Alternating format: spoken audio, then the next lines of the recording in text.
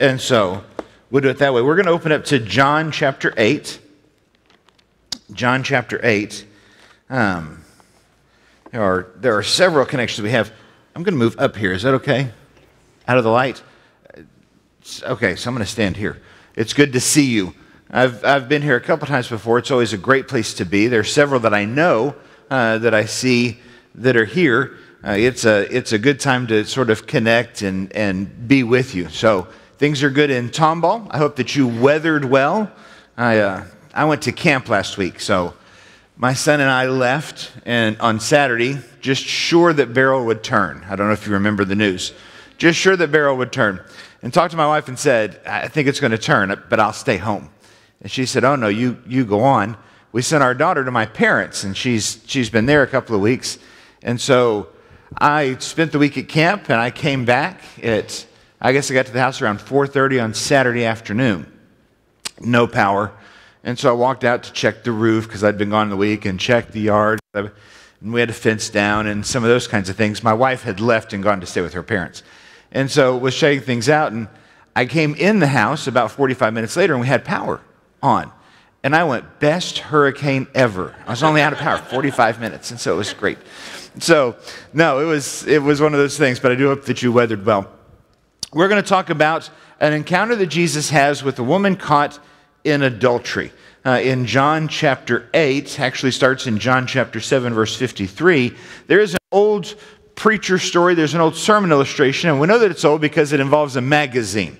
And some of our folks don't remember what a magazine is. But the story goes that there was a man who came home from work, and he was tired. And he sat down, and he wanted just a few minutes alone, so he picked up a magazine to read.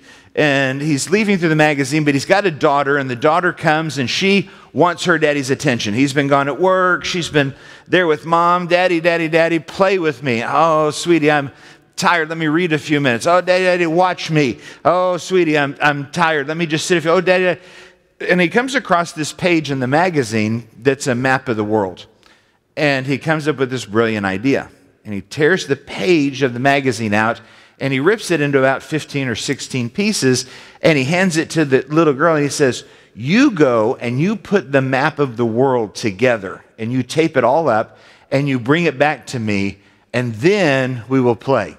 Well, the little girl takes the pieces, and she runs off to her room, and about 2 or 3 minutes later, she comes running back. And Dad goes, what in the world? She goes, you know, my daughter must be a genius. She has a grasp of geography, and she knows where all the countries go, and she knows. And he looks at her and he says, how did you get the map of the world together so fast? Because he looks at it and it's perfect. He says, how did you get the map of the world together so fast? She said, oh, Daddy, it was easy. There was a picture of Jesus on the back. And when I got Jesus in the right place, the world just came together. It's a preacher story. I don't know that it's true. But I know that in there is truth. And that as we talk about encounters with Jesus, what we're really talking about is what happens when we get Jesus right. What happens when we get a good perspective or a good view about who Jesus is and what Jesus does. There is no doubt that in our world today, we deal with an incredible amount of brokenness. That we deal with an incredible amount of sin that runs rampant, that is just kind of in your face. You can see it on the news or in the media or wherever it is that you sort of digest your information. It's just not hard to figure out how broken the world is. I was at camp last week, and I was teaching what we call the oldest boys forum. And so this is 17, 18-year-old boys, and there's about a dozen of them or so, and it's a class that's designed for them to ask questions. And so you guide that class. And we got on through the week, and I guess about Wednesday or Thursday, one of the boys said, Mr. Bill, he said, I will be 18 years old in October. He said, and so in November, I need to vote in a presidential election. He said, how do I figure out what's true? That's a good question, right? So, of course, with all of the knowledge I have, I just expect, no. I said, man, that's a good question. There are lots of folks who would like to know that, and we began the discussion. But what I enjoyed about the question most is that the desire of the young man was to take what he knows about Jesus, was to take his faith and to say there are real world applications for that. That the voting booth doesn't separate me from my relationship with Jesus Christ. That when I go to school, it's not a matter of setting my Christianity down and doing something different. When we encounter Christ, when we meet Christ, something in us changes, and it changes us forever. Now, when we meet Jesus, there are a couple of responses. We can embrace Jesus and what he does. We can reject Jesus and who he is, or we can try to sit the fence with Jesus and sort of manipulate things. John chapter 8 gives us a story where there are a variety of encounters. One is an adulterous woman. One is a set of accusers. And we're going to look at some of those encounters and kind of figure out what goes on there and what we can learn as we meet Jesus in that place. I want to start just by reading the story. So it starts really in John chapter 7, verse 53. And it says, "They went each to his own house. But Jesus went to the Mount of Olives." Verse 2, chapter 8, verse 2. "Early in the morning, he came again to the temple. All the people came to him, and he sat down and taught them. The scribes and the Pharisees brought a woman who had been caught in adultery. And placing her in the midst, they said to him, 'Teacher, this woman has been caught in the act of adultery. Now in the law, Moses commanded us to stone such women. So what do you say?' This they said to test him, that they might have some charge to bring against him. Jesus bent down and wrote with his finger on the ground. Then as they continued to ask him, he stood up and said to them, 'Let him who is without sin among you be the first to throw a stone at her.' And once more he bent down and wrote on the ground. And when they heard it, they went away one by one, beginning with the older ones, and Jesus was left alone with the woman standing before him. Jesus stood up and said to her, 'Woman, where are they? Has no one condemned you?' And she said, 'No one, Lord.' And Jesus said, 'Neither do I condemn you. Go, and from now on, sin no more.'" How many of you in your Bible have that whole passage set aside in a set of brackets? Okay? Do you have a note that's up at the front? What does it say?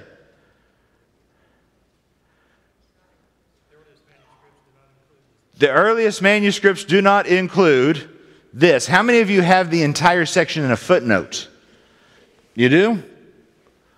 It's set aside in a footnote. Some of it have it just at the bottom of the page. They won't even put it up in the text.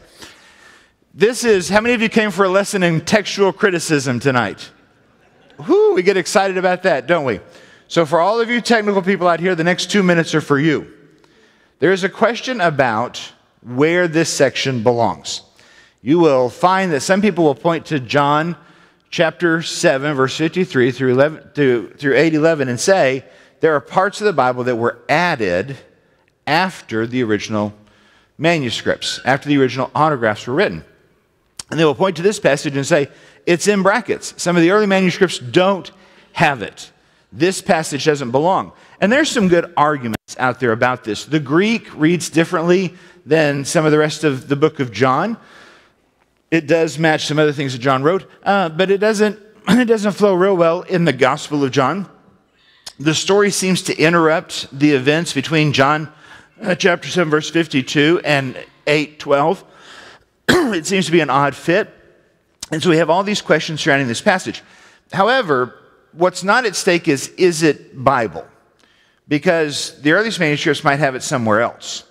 When we look at the very first students of the apostles, people like Eusebius, when we go down to Augustine, Papias, all reference this particular story in the Bible. And so it comes from the first century. It comes to us as historically reliable. What critics have not looked at is not whether it's true, it's where does it fit. Does it fit at the end of chapter 7, or does it fit later in the story, or does it fit earlier in the story? Augustine will argue that there is a space in those same ancient manuscripts that don't include this text that fits this particular story, this particular event. And so historically, we're not asking, does it fit? We're just asking, where does it go? Now, my question for you is, does it matter? It doesn't matter where it goes. I'm going to give you a secret. I've been preaching for 30 years. And I grew up in the church. My dad was in the military, and we moved every 2 years.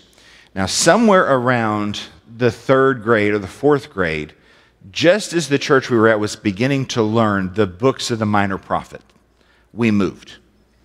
And the church that we got to had just finished learning the order of the books of the minor prophet. And so then 2 years later, kind of as we got to that place where we were learning the books of the minor prophet, we moved.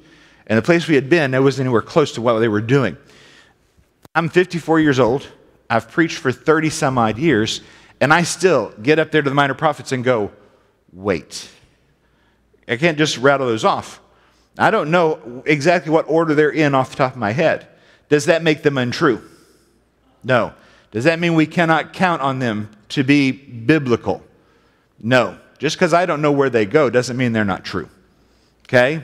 So if you're looking at textual criticism and you're reading the arguments, I want you to keep in mind, the question is not, is it biblical or is it true? The question is, where does it fit? Okay? So that was the technical part of that. The story itself is pretty amazing. Jesus is in the temple and he's teaching. How does it say he's teaching? Do you remember? Seated. He goes in and he sits down. Early teaching, especially in Jewish synagogues, happens from the Moses seat. You go in and you sit down. So Jesus is sitting there and he's teaching and he's talking to the crowds. And a group of accusers, Pharisees, bring a woman and they say, "Teacher, we have caught this woman in the act of adultery." Now, I want in your mind for you to picture this. She's caught in the act of adultery. She's very likely naked. Okay? If she's clothed in anything, it's something scanty. She has been caught in the act. She has been dragged from a home. She has been dragged from a place. She has been dragged into the temple courts where Jesus is teaching. And she's shoved out there in the middle of all the people. And this group of Pharisees, this group of religious elites, this group of people who go to church, who know the scripture, who value holiness, go, "Teacher, we want to talk about this woman for just a minute." But the text says what drives their question. What drives their question is not necessarily her sin. What drives their question is an agenda to test Jesus. Jesus, the law says, Moses wrote, Deuteronomy chapter 22, starting in verse 22 and 23 and 24, that when a woman is caught in adultery, she should be stoned to death. What do you say? Now, implied in the question, since it's a test, is no matter how Jesus answers, he's probably going to get it wrong. And that's what they want. At this point in Jesus' ministry, the Pharisees are looking to discredit Jesus. They are losing their popularity. They are losing their voice. They are losing control of the crowds. They need to figure out where Jesus stands. And they put Jesus in sort of this no-win situation. Jesus, we have a question. We found somebody who sort of meets our need to accuse. And so we're going to stick her out there in front of you, and we're going to ask you, should we stone her? Because Moses said we should. Well, if Jesus says no, who does he contradict? Moses. And if he contradicts Moses, he contradicts the entirety of the law. And he sets aside Judaism, and they go back to the Sanhedrin, and they go, "We got him. He is a blasphemer. He is not one of us. His teaching is false. We have got him. We can go to the masses, and we can show how Jesus is wrong." So Jesus just ought to say, yeah, go ahead and stone her. What's the problem there? The problem there is that the Jews live under Roman authority. And even though we see stonings, those stonings are overlooked by the Romans in a lot of ways. But they're not sanctioned by the Romans. See, the Jews are not allowed to participate in executions of that sort. There are times in history when that comes and goes. There are times when the Romans will use that to accuse the Jews and will come in and bring armies in. There are times when they just simply ignore the Jews. They are a backwater people who are just a pain. Just let them do their local thing. And we'll put up with it. But at this particular time, this group of Pharisees can go to the Roman authorities and say, look, he has said we should have the power to put folks to death. He says that we should have the power to do things that are not in line with Roman law. So they've put Jesus in a no-win situation. They've put Jesus in a place where no matter how he answers, they think they've got him. But we know Jesus, don't we? Jesus knows the heart. Jesus understands how we think and how we live. And so Jesus, in this brilliant move, simply begins to write in the sand. Let them ask their questions. Let them go and blow. Let them make this accusation. Jesus, what are we going to do? Jesus, what are we going to do? Jesus writes in the sand. Jesus, what are we going to do? Jesus, what are we going to do? Jesus writes in the sand. It says they continue to ask, and finally Jesus stands up. And he says this, let the one who is without sin cast the first stone. It's an amazing question because there's not a person there who's without sin. And they know it. And they know it because of the very law of Moses that they have come to present to Jesus. Now, you and I would look at that statement and go, how many of us sin? How many of us struggle with sin? How many of us sin today? I'll see you all up front. No. Paul says in Romans, what? Every man sins and falls short of the glory of God. All of us stand in that place. Surely they would have known that. But I think it's more specific than that in this place. See, in Deuteronomy chapter 22, when you talk about the sin of adultery, Moses writes very specifically that when a woman is caught in adultery, her and the man that she's with are both to be brought out and stoned. And yet with Jesus, who did they bring out? Just the woman. Where's the man? That's a question that always sort of haunts us. It doesn't matter. What matters is, as they stand there and accuse one person caught in the act, and it takes two, they have decided to overlook a part of the law of Moses. They stand guilty of the law that they've come to question Jesus about. When Jesus says he is without sin, he who has not broken the law, every one of those men who's dragged her out of that bed and into the temple courts is guilty of condoning a man's adultery. They are guilty under the law. So Jesus knows, and so do they. They're guilty. So the one without sin can cast the first stone. Jesus bends down now and continues to write on the ground. Huge amount of speculation on what it is that Jesus writes. Does Jesus write out the words of Deuteronomy 22? Does Jesus write the names of the men who are in the crowd, showing them that God knows who they are? Does Jesus write out the sins that those men struggle with so that they can see that? Does Jesus draw cartoon characters of Mickey and Minnie Mouse? We don't know. And if you ever hear somebody say this is what he wrote, be very careful with that. Because the text does not tell us what he wrote. We can insert all kinds of stuff in there. And there's lots of speculation. And if you go today to Google, the source of all information, and you look up on the YouTube, this woman, you'll get several thousand hits on people who are simply speculating on what it is that Jesus wrote on the ground. There is a massive number of people, a massive amount of interest in what it is that the possibilities could be. I don't know what he wrote. The Bible doesn't tell us what he wrote. We just know that he wrote. And in the writing, those men have a chance to think about what they're doing, to think about where they stand. And in the end, what they do is they walk away, one by one. They leave this woman alone with Jesus. And Jesus stands up. And he looks at the woman, he says, where are they? Where did they go? What happened to this whole group of accusers that had this big plan? What happened to all these Pharisees that are knowledgeable in the law? What happened to all these religious people who had caught you in sin? What happened to all these people who drug you to this place? Where did they go? And she goes, I don't know. So he goes, they've disappeared. Jesus then makes this big statement, I will not condemn you. Go and sin no more. If I was to translate the Greek there, I would say, go and leave your life of sin behind. I believe that's a better phrase for the Greek there.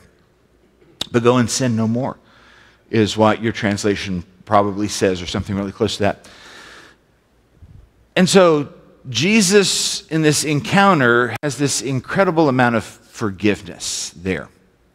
There's a way to look at this story and to get really sidetracked with brackets and writing on the ground, and we can go off into Mosaic law, and we can go off into, and I think those are great questions. And if you know me, those are places I would gladly get lost in for a while and study, because I like those kinds of things. I like the technical pieces sometimes of what go on there. But I think we get sidetracked at times with some of those technical things. There's a way to read this and go, you know what? There should be justice here. And Jesus brings a certain amount of justice in terms of what he does. He rightly judges those Pharisees, and he rightly gets onto them, and they have to go away in shame because they don't know what's going on. And so this is about justice, and it's about, or you can look and say, it's about mercy. Jesus looks at this woman and absolutely gives her love beyond what is reasonable, mercy that is undeserved. She is naked and ashamed and guilty, and Jesus lets her go. But I think in any of those situations, we got to stop and ask ourselves what's going on here, because we don't want to miss it. I don't think this is a passage about whether or not we can judge, or how merciful we have to be, or how. I do think there is something here about compassion. The word compassion is interesting. It's made up of two different words. The prefix com means to enter into, to come, to enter into. Passion, pesos, is the Greek word for feelings. And so to be compassionate is to enter into the feelings of someone and to move in that place. And this passage for me is about compassion. See, there are encounters in the passage. Jesus encounters a group of accusers. And the accusers, in a lot of ways, are right. They know the law. They know God. They know holiness. They know what the right thing to do is. In pointing a finger at this woman, they have correctly judged her to be guilty of sin. Well, but they missed the man. They did. But they have correctly judged her to be guilty of sin. I can identify with the accusers. In this world that's broken by sin, it's easy to turn on whatever form of media and to look at the world and go, I cannot believe that they would do that. I cannot believe that they would live that way. I cannot believe that that group of people could be so sexually immoral, so racist, so opposed to the biblical understanding of marriage, so bad, so worldly. Those people are wrong. They should do something. They should be put out. They should be punished. They will be punished. They should, while we will maintain holiness and righteousness and innocence apart from the they. And what we do is we begin to say, it's us against them. That's what the accusers want. That's what the accuser wants. The devil would like nothing more than for us to look at a huge population in the world and say, it's us against them. Because it's easy to ignore them. It's easy to walk around them. It's easy to teach our kids not to interact with them. It's easy to step back and say, they are not our responsibility.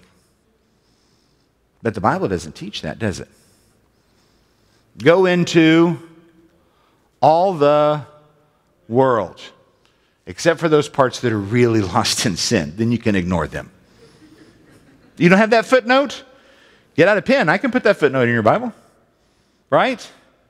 No, I can't. When we're called to go into the world, we're called to go into the world. To be compassionate means we have to enter into the feelings of people who are lost. The accusers don't do that. The accusers don't make that move. Jesus does. He who is without sin enters into exactly where they stand. Jesus enters into this anger. Jesus enters into this hatred. Jesus enters into this righteous justification that sin is wrong. And he says, I understand how you feel. I understand brokenness.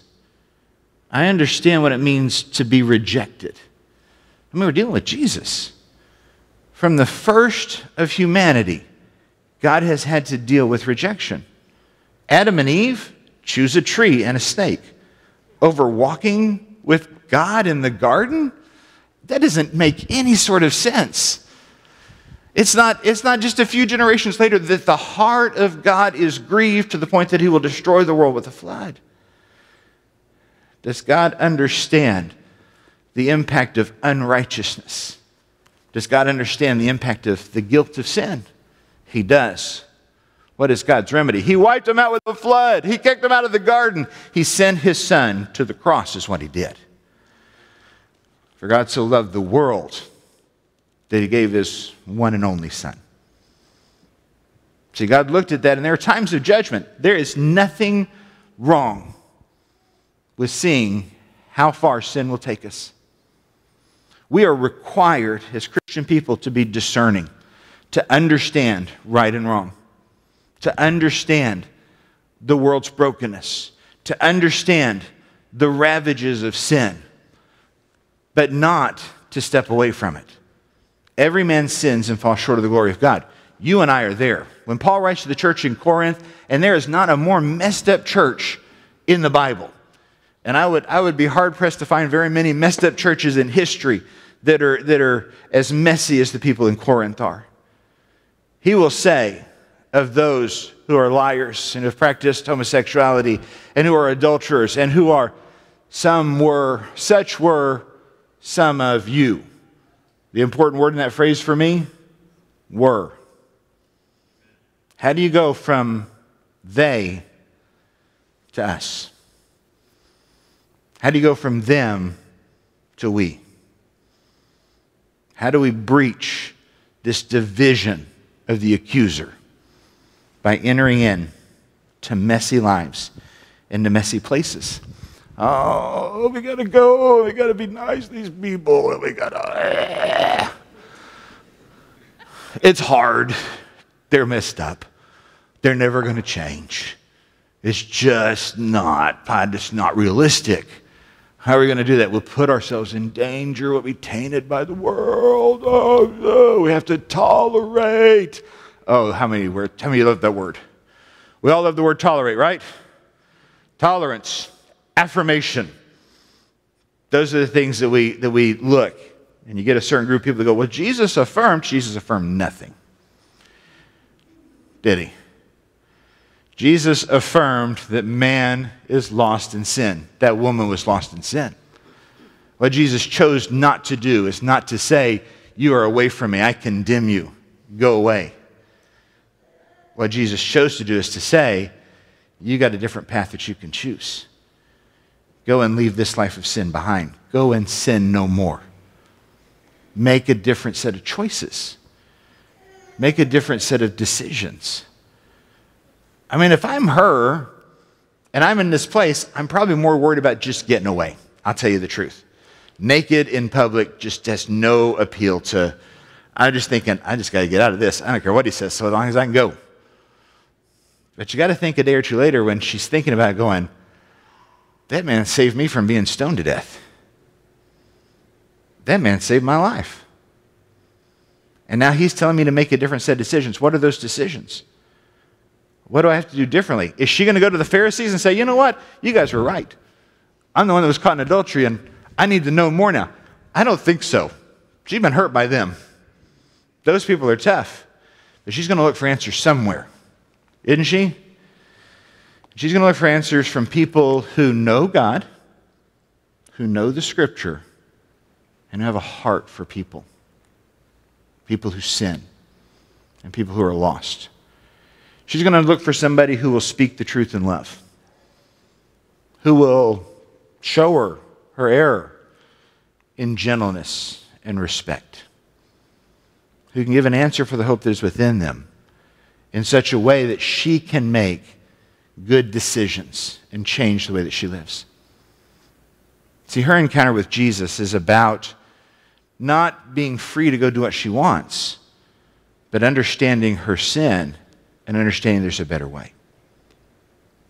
Third encounter that I want you to see is the encounter of the reader. That's you and me.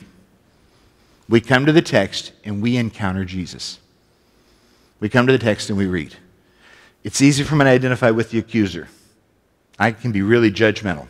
Don't tell the church where I'm at. I can be really judgmental. I can identify with the woman. I understand what it means to be lost in sin. I understand what it means to be guilty and to need a new direction. But what I got to do is I got to figure out how to identify with Jesus and to see what it is that Jesus does. And I think the passage is clear. Jesus spends his time teaching. Jesus spends his time with God, knowing God, and that's the first place it starts. He doesn't come in to the synagogue because he looks good. I am not here because me and Cleo ran at each other in the mall and he went, ooh, I like the way he dresses. He got good hair. He ought to come over in. He expects me to have come tonight having done some sort of study. He expects me to come tonight with some sort of message from God, from the text. That's why they invite you to sit in the temple courts and teach. That's why Jesus is asked to read in a synagogue. He is a rabbi. He is one who has spent time studying. He's the one who spent time knowing God. He is something that they want to know. What our world needs today are Christians who know God and who know the Bible, who spend time with the Lord and time in His Word. This book holds the answers. This book tells the story of Jesus. From page 1 to the last page, from Genesis to Revelation, this book is the story of Jesus Christ. And we need to be familiar with that. We need to understand the God that we walk with. Because we're not going to be able to answer questions. We're not going to be able to give an answer for the hope. We're not going to be able to speak truth. We're not going to be able to answer in any way if we don't commit ourselves to this. First century church, Acts chapter 2, verse 42, they devoted themselves to the apostles' teaching. That's found right here. We have access to that same teaching. The church of today needs to devote itself to the apostles' teaching. We need to be that. We need to devote ourselves to our relationship with God because we need to stand in that place. 2, Jesus was invited there to speak and he spoke. But when it came time to address those people, do you see how he did that? They come and they make an accusation, and what position does Jesus get into? He gets down on the ground and he writes in the dirt. I think that's the significance for me. He stands up to say he was without sin, and then where does he go back to? He gets right back down on the ground. He bends down. Katokipsis is the Greek. He gets down there, bends over. It is the position that describes one who serves. It's the position that John will use to describe when Jesus washes feet. He gets down, he serves. Our presence in the world is the presence that Jesus had in the world. Jesus taught with authority, and I believe that we need to teach with authority. Jesus pointed out sin. I believe we need to do that. But when Jesus interacted with folks, you're talking about encounters with Jesus. Jesus moves from a place of service. I'm here to show you a better way. I'm here to do what you need to have done. I'm here because you have a need that I can fulfill. Our world is broken and they have a need. And the church is the place that God has called to go and to fulfill that, to show them who Jesus is. Jesus moves from a place of service. Number 3, Jesus does not let sin slide. Did they condemn you? No. I'm not going to condemn you either. Does that mean she's innocent? Everybody knows she's not innocent. Everybody knows she's guilty. Jesus doesn't say, those guys were wrong. Sorry you had to deal with them. He just says, they didn't stick around. They had a right to. They didn't stick around. They were within the law. Again, they misuse that. We're not called to let sin go. If you hear tonight that I'm telling you to look at the world and say, oh, we just kind of all get along, I'm not. We've got to be able to stand up and say, this is sin. And sin is sin. And we've got to be able to say that for a reason, though. Not to separate ourselves from everybody else, but to acknowledge what the universal human problem is. It is sin. And unless that's solved, nothing else is going to get right. If we don't get Jesus right, the world remains broken. That's our little girl in the front, isn't it? So we got to understand what sin is. And we got to be able to say this is what sin is. We can't be afraid of pointing out sin. We can't be afraid of saying we're wrong. All of us are broken. All of us struggle. So what's the difference between us and them? The difference between us and them is where we stand with Jesus. And so what we've got to be able to do is we have to be able to, number 4, guide the world to make a different set of choices. Go, leave this life of sin behind. Go and sin no more.